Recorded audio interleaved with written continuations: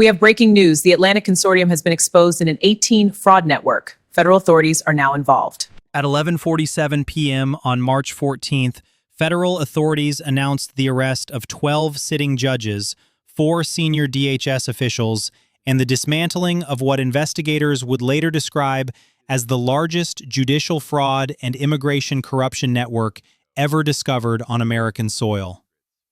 Boston, Massachusetts, $18 billion. That is the number federal prosecutors later alleged moved through a shadow legal empire spanning 7 East Coast states over 4 years. But this is not about money alone.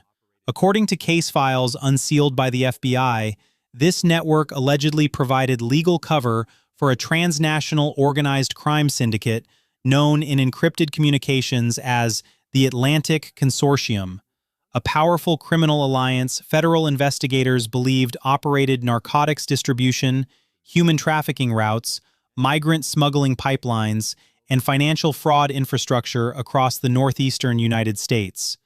And at the center of it all, authorities later claimed, stood a sitting federal appeals judge, Judge Victor Harland, a man whose reputation was built on justice, a man whose courtroom decisions shaped immigration law, extradition rulings, and cartel prosecution outcomes for nearly 2 decades. But investigators would allege that beneath the black robe and judicial authority, Harland was secretly orchestrating something far darker, a parallel legal system designed to shield criminals, delay deportations, erase evidence, and funnel billions through compromised court channels. What you are about to hear is how the FBI, DEA, ICE, and DHS investigators brought down the most dangerous judicial cartel operation in modern American history. And if you think you know how deep corruption can go, wait until you hear what happened next, because this story does not start with a judge, it starts with a shutdown. 4:18 a.m., March 11th, Boston Harbor, Massachusetts. Fog rolls thick across the docks. The city is silent except for the low hum of diesel engines and the distant clang of steel shipping containers being loaded onto transport trucks. But this morning, something is different. The Department of Homeland Security is in the middle of a controversial operational shutdown, a temporary freeze on certain immigration enforcement and border coordination activities ordered by federal leadership during a budget standoff. For 3 days, routine checks have been delayed, detention transfers postponed, court hearings rescheduled, and in that narrow window of chaos, federal agents later discovered the Atlantic Consortium allegedly moved one of its largest shipments in years. At 4:32 a.m., a joint FBI and DEA task force storms a warehouse complex near the port of Boston. Flashbangs crack the silence. SWAT teams in black tactical gear breach 3 separate loading bays simultaneously. Inside, agents find what they later described as a fortress of contraband. 72 pallets of cocaine, 400 kilograms of methamphetamine, over 2.1 million fentanyl pills concealed inside industrial plumbing equipment marked for delivery to construction sites across New England. But it is not the drugs that stop the lead agent in his tracks. It is what they find in the office. A steel safe containing encrypted hard drives, handwritten ledgers, and dozens of falsified court documents bearing official seals from Massachusetts Superior Court, U.S. Immigration Court, and the First Circuit Court of Appeals. Documents that should not exist outside secured federal facilities. Documents that investigators would later allege were being used to delay deportations, dismiss charges, and erase criminal records for cartel members operating under the protection of the Atlantic Consortium. One agent opens a laptop left running on the desk. On the screen is an open encrypted chat log. The last message, sent less than 20 minutes before the raid, reads, "Shipment cleared, legal shield active, proceed as planned." The sender's digital signature, according to forensic investigators, would later trace back to a judicial chamber's office in downtown Boston, Judge Victor Harland. And that is when everything changes. 6:14 a.m., March 11th, FBI Cybercrimes Division, Boston Field Office.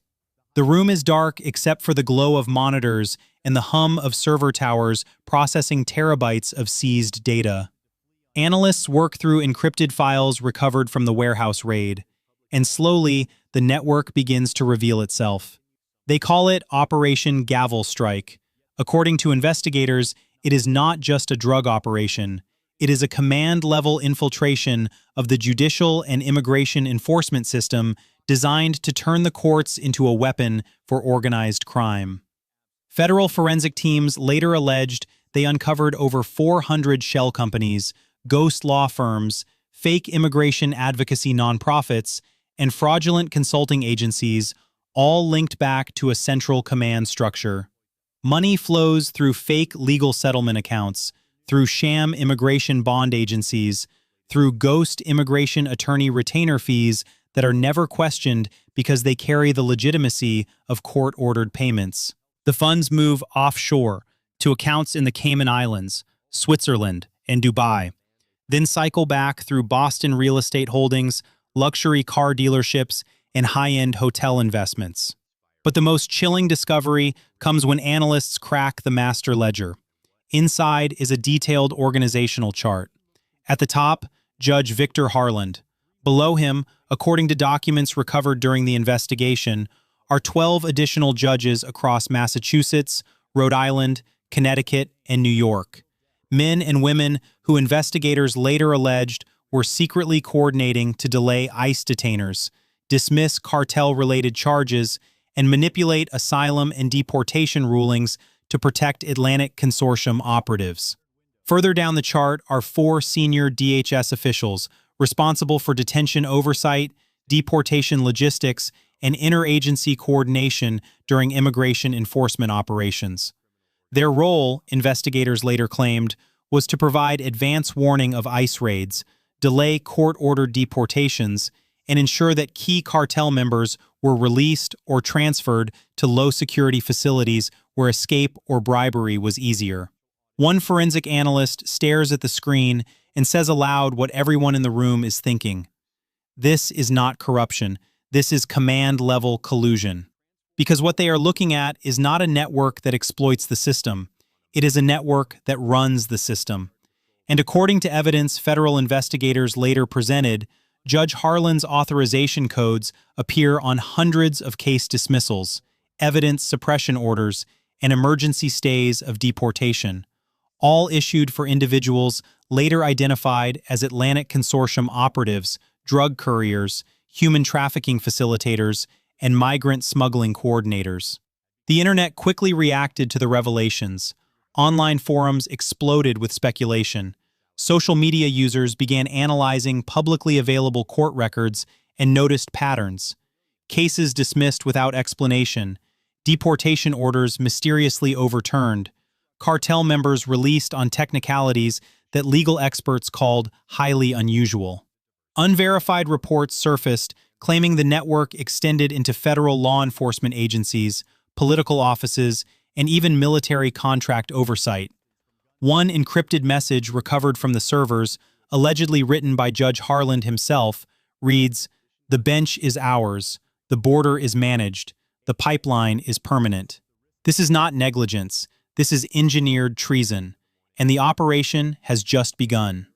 7:02 a.m., March 12th, Federal Coordination Command Center, Quantico, Virginia. A massive digital map dominates the wall. Across 7 East Coast states from Maine to Virginia, over 93 red markers pulse in real time. Each marker represents a location tied to the Atlantic Consortium's judicial fraud and immigration corruption empire. Courthouses, DHS detention facilities, law offices, luxury estates, underground safe houses used for human trafficking transit and migrant smuggling operations. Fake immigration advocacy centers that investigators later alleged were fronts for cartel recruitment and document forgery. The mission is clear: dismantle the entire network in one coordinated strike before anyone can destroy evidence or flee. At 7:47 a.m., over 1,000 federal agents mobilize.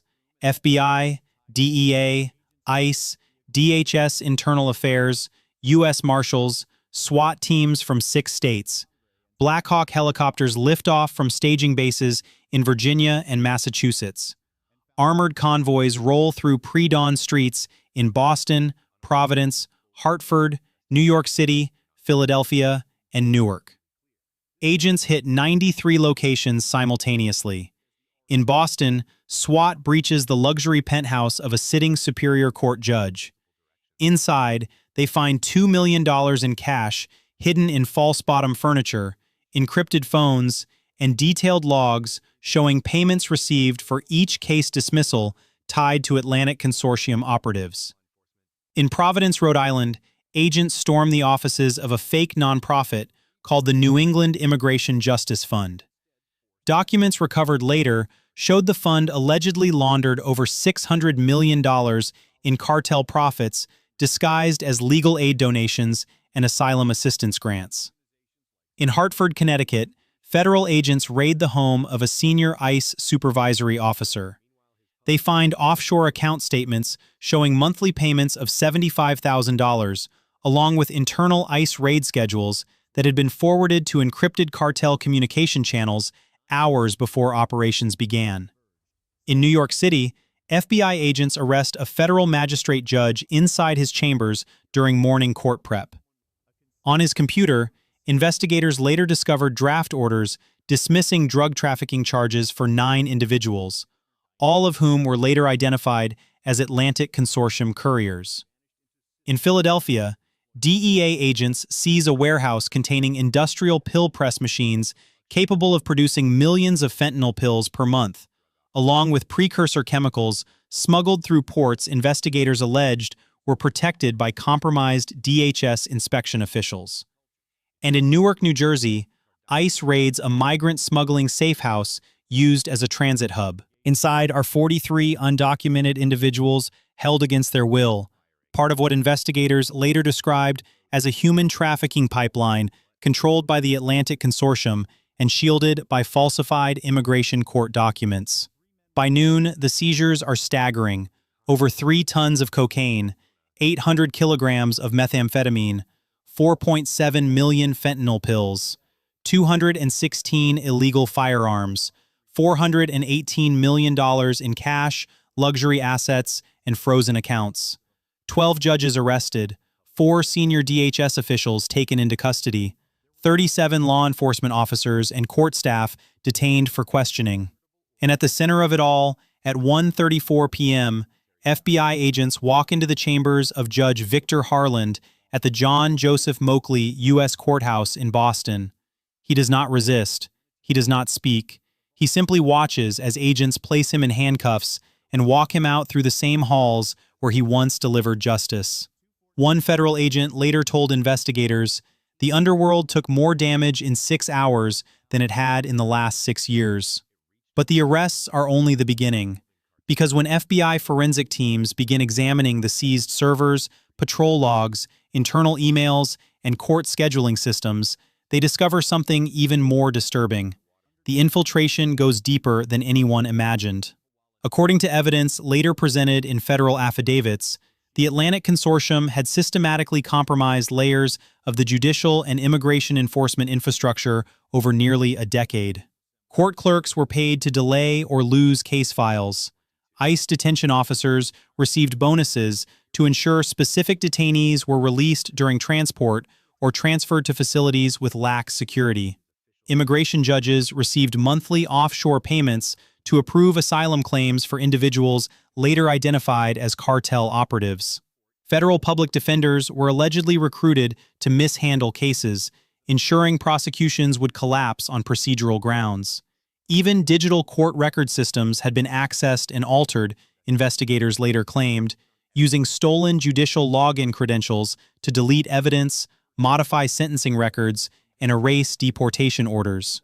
One senior FBI agent reviewing the data later said, "We weren't looking at isolated corruption. We were looking at a second system, a parallel legal structure designed to protect criminals and profit from chaos." Internal ICE communications revealed patterns that shocked even veteran investigators. According to forensic analysis, Deportation raids scheduled weeks in advance were leaked to encrypted cartel channels within hours of internal planning meetings.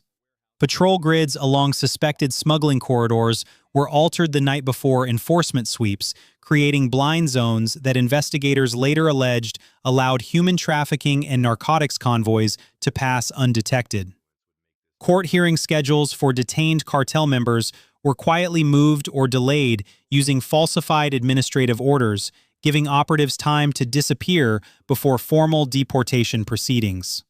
And when honest officers began noticing irregularities and reporting them internally, their concerns were allegedly buried by supervisors who were themselves on the Atlantic Consortium payroll. One ICE field agent who tried to escalate concerns about compromised deportation logistics found his reports blocked by a senior district supervisor. That supervisor, according to evidence seized during the raids, had received over $2 million across 4 years. Another federal prosecutor later told investigators she suspected case files were being tampered with but could never prove it because the digital access logs appeared normal. Only after forensic analysis did investigators discover that judicial login credentials had been cloned and used remotely to alter records without triggering security alerts. At a press briefing, one FBI official said, "What we found was not just corruption, it was a redesigned system, a machine built to look like justice while serving organized crime." And for the honest officers, agents, and judges who still believed in the system, the betrayal was devastating. One ICE agent who had worked alongside a now-arrested supervisor for 7 years said quietly during an internal review, "I trusted him with my life, and the whole time he was selling us out." The internet exploded with reactions. Social media discussions intensified as more details emerged. Online communities began mapping connections between arrested officials and high-profile immigration cases that had mysteriously collapsed over the years. Some users started analyzing financial disclosure records and noticed luxury property purchases that seemed inconsistent with judicial salaries. Unverified reports and internet rumors spread rapidly across encrypted forums, with some alleging the network extended into congressional offices and federal contract oversight agencies. Many online observers believed this was only the surface. Federal investigators made it clear the badge would be rebuilt, the system would be cleaned, and no one, no matter how powerful, was beyond accountability. But even as arrests mounted, forensic teams uncovered something that expanded the scope far beyond Boston. The Atlantic Consortium was not a regional operation, it was continental.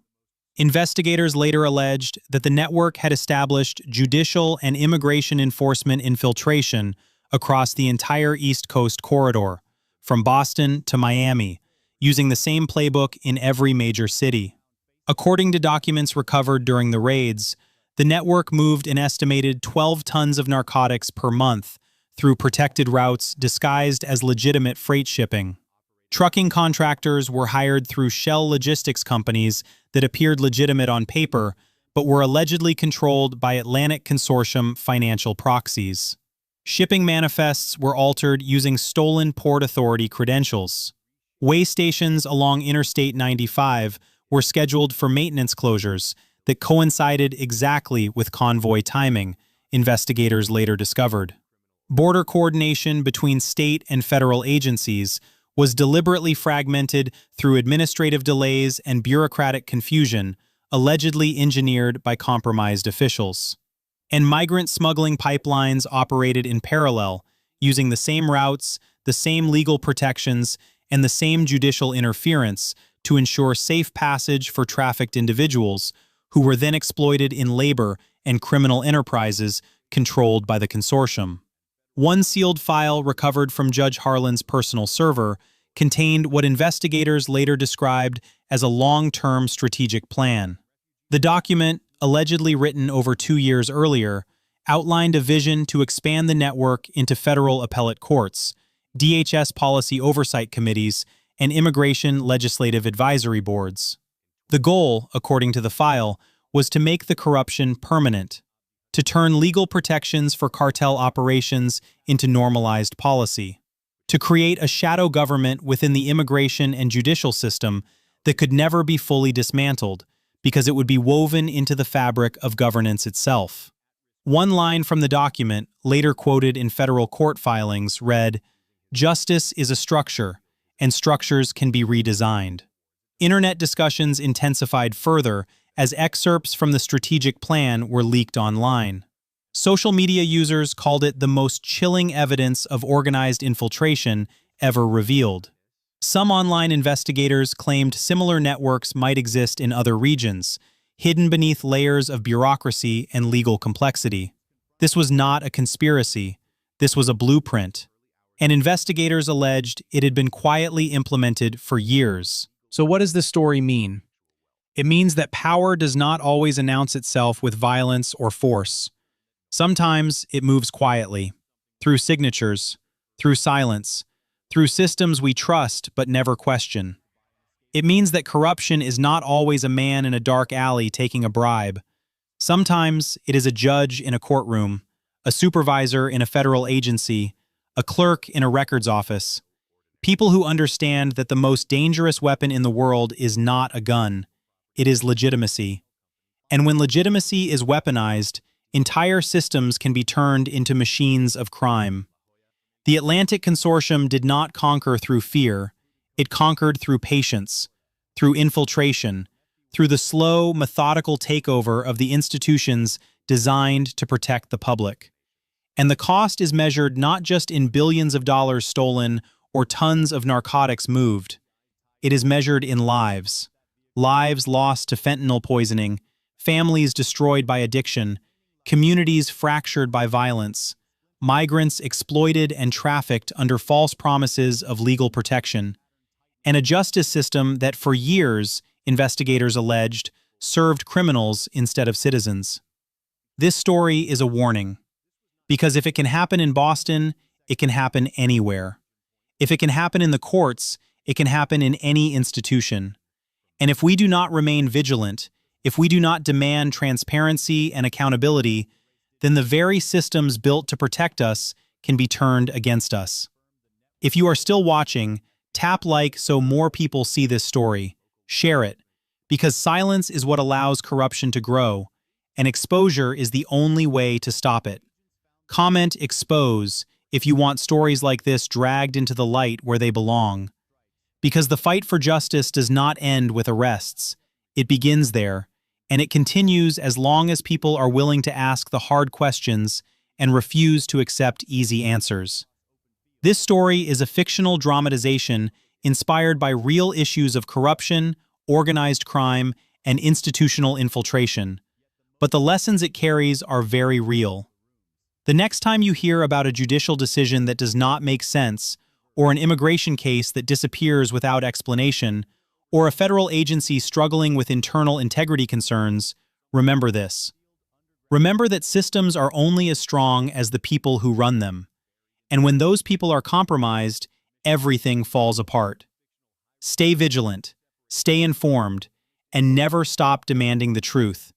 Because in the end, justice is not a given. It is a choice, and it is a fight.